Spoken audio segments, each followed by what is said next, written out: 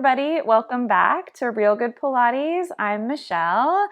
Okay, so for springs, you could do anywhere from a single red all the way up to 2 red springs. The lighter you go on this, the more abs. If you go heavier, it's going to be a lot more shoulders. So I'm going to do a happy medium, a red and a blue. That's kind of a good in-between for some support, okay? Coming up, we're going to be in basically an elephant position to start with. So you're going to go up onto a high half toe, rest your heels up against the shoulder blocks, not too high. That's going to limit your range of motion. So be on a nice kind of medium high half toe. And then you're going to lean your hips over your heels so that your legs are carrying more weight than your arms. And then you're going to round your spine like a cat and look at your knees. All right, so get the shoulders away from the ears. Now we're going to go in a pattern here. There's kind of 3 major pieces to this pattern. So let's talk through it. Our spine is going to articulate from tailbone to head.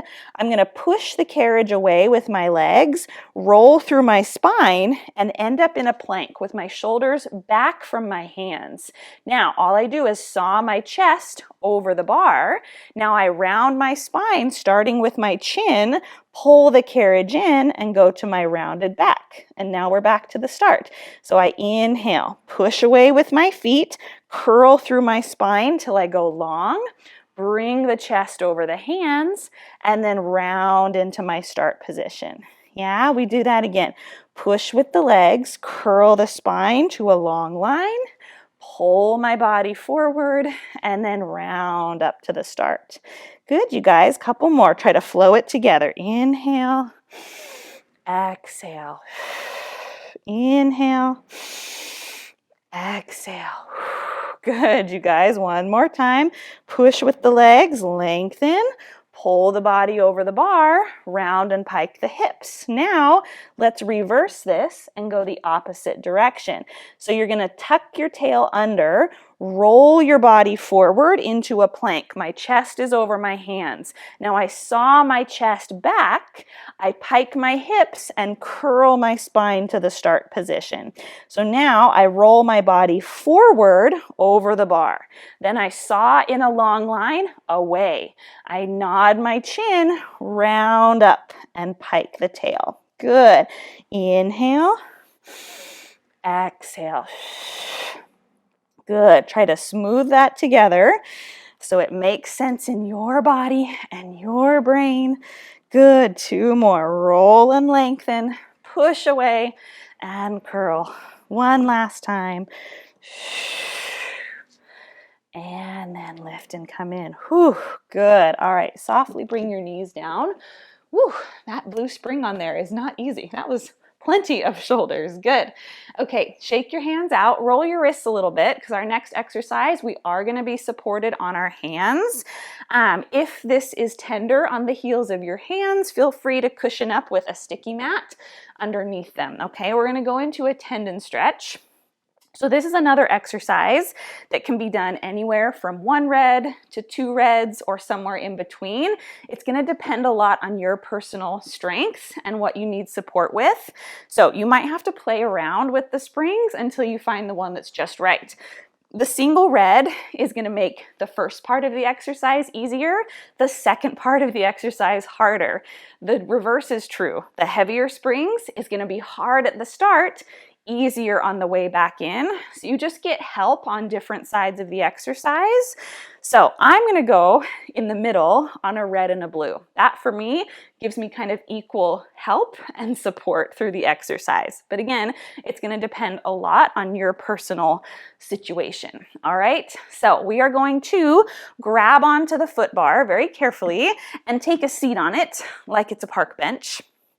Okay, this is a super fun exercise, but can be a little bit disorienting the first time we try it. So take it slow and be kind to yourself, and let's just have fun and try it out. Okay, so bring your feet all the way together. You're gonna have your heels hanging off the edge of the carriage. So why it's called tendon stretch is this Achilles tendon is lengthened because these heels are dropping off the back edge, okay? Now, we're just gonna go into a preparation. You're gonna grab onto the foot bar with the fingers on your side, so pointing forward. You can have your thumb on the same side of as your fingers or on the back side. You decide whatever makes you feel the most comfortable, okay?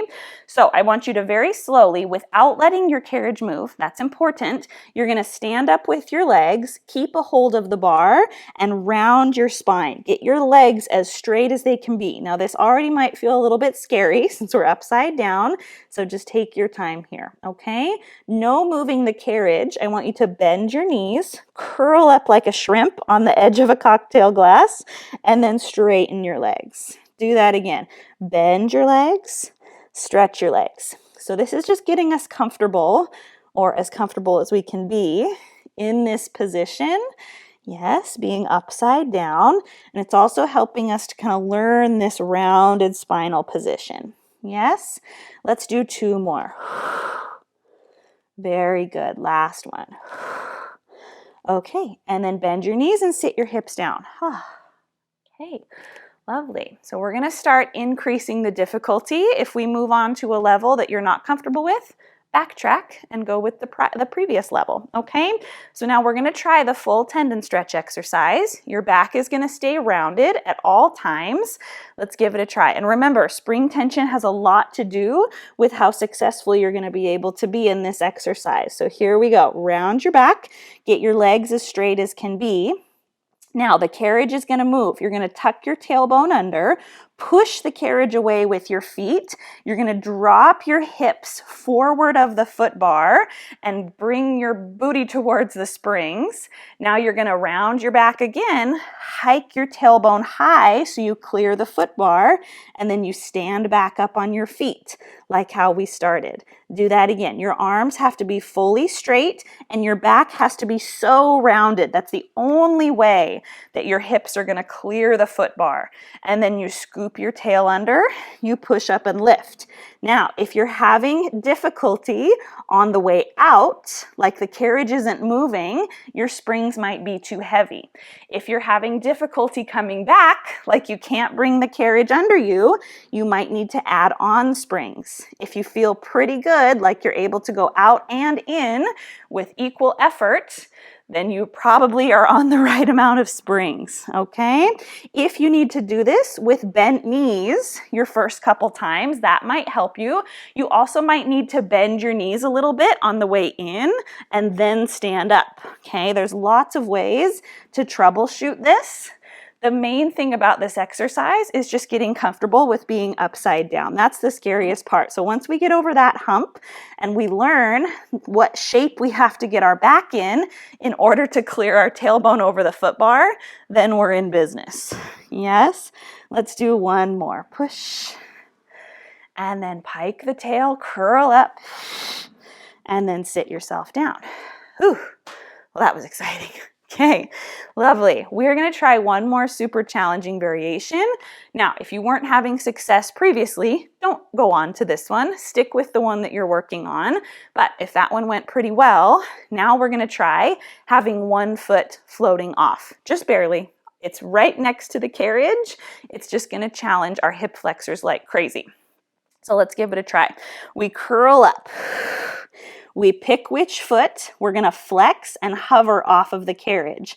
Now tuck under, keep the legs in that relationship to each other as you reach away, and then you pike and come back. Whew. Do 2 more with that leg floating. Reach, and then come back. See, I've got my knee a little bit bent because I tend to hyperextend my knees a little bit, so this helps me to not do that. Whew. And then let's go to the other side. Not easy, you guys. Flex the foot, scoop and roll. So that hip flexor on the lifted leg, is working like nobody's business. 2, and then pike and lift. Last one. Ooh, it doesn't have to be pretty. And then come down. So good, you guys. Yeah. Pretty is overrated. Just get yourself out and in. Amazing. Okay, shake your hands out. That was so impressive, you guys. With that, we are all done, and I can't wait to see you back here with me on the reformer for our next workout very soon. So I will see you then. Thank you. Bye. You did it. Way to go on completing today's workout. I hope you feel amazing.